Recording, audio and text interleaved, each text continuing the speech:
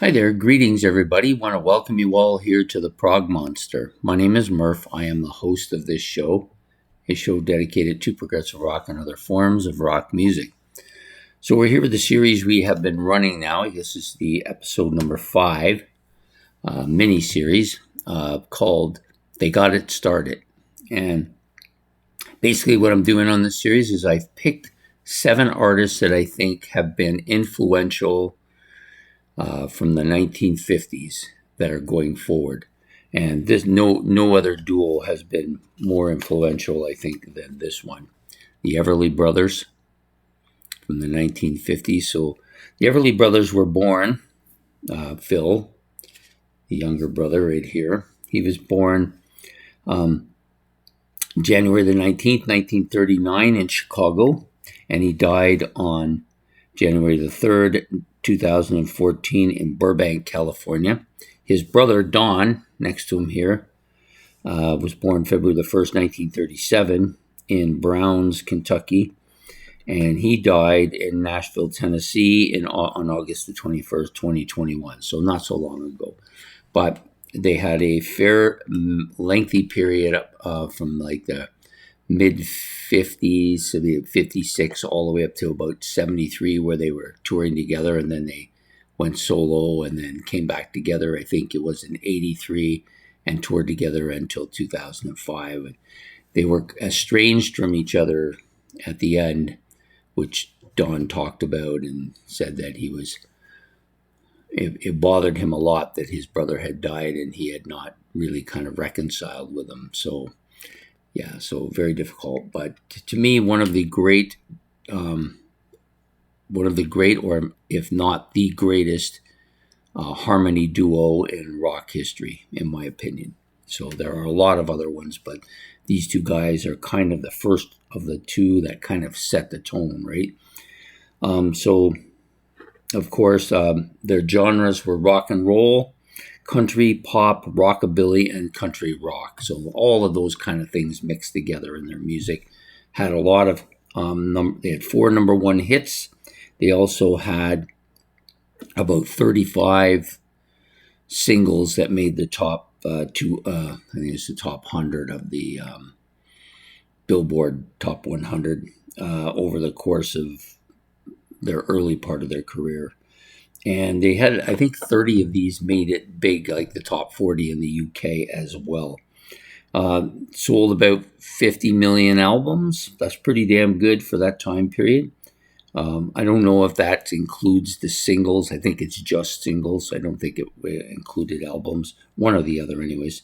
Biggest hit, Kathy's Clown, 8 million discs sold. So that's why I assume that it's talking about the old 45s, right? This started their career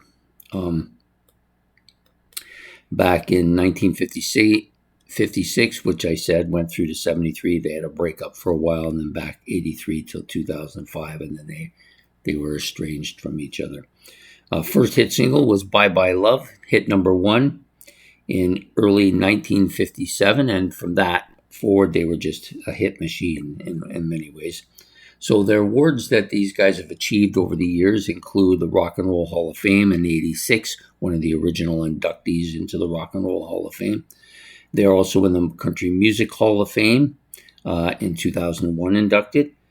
Don is in the Musicians Hall of Fame, and he was inducted in that in 2019. Vocal Group Hall of Fame in 2004, and they also have their walks on the Hollywood Walk of Fame as well. So really good. This is one of the better albums that I've been able to acquire. I like this. It's a double live CD. It has everything on it. Can't think of any of their hits that aren't on it.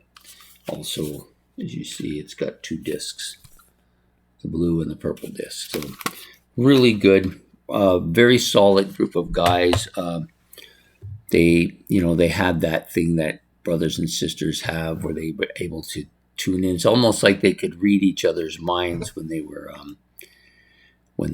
singing, at least to my way of thinking about them. And they had a enormous amount of songs that have stuck in my head over the years, and most of them are on here. Bye Bye Love, Wake Up Little Susie, probably two of the most famous, I think. Till They Kissed You, big one. Crying in the Rain, When Will I Be Loved, Lucille, where is it? I'm looking for it here. Kathy's Clown. So on the second disc, they have Kathy's Clown here. You Send Me, they did their own version of it. All I Have to Do Is Dream, another big, huge hit. And for me, it's personal because I did that one with another guy. We did that in a conference we went 2 years ago, the two of us singing it. Walk Right Back, another great one. I'm looking here. Bird Dog is on here.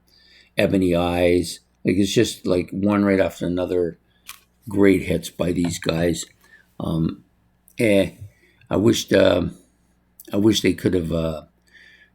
Personally, I think it would have been nice if they could have made up. It's a tough way to live out the rest of your life knowing that you didn't really fix the problem with your brother, right?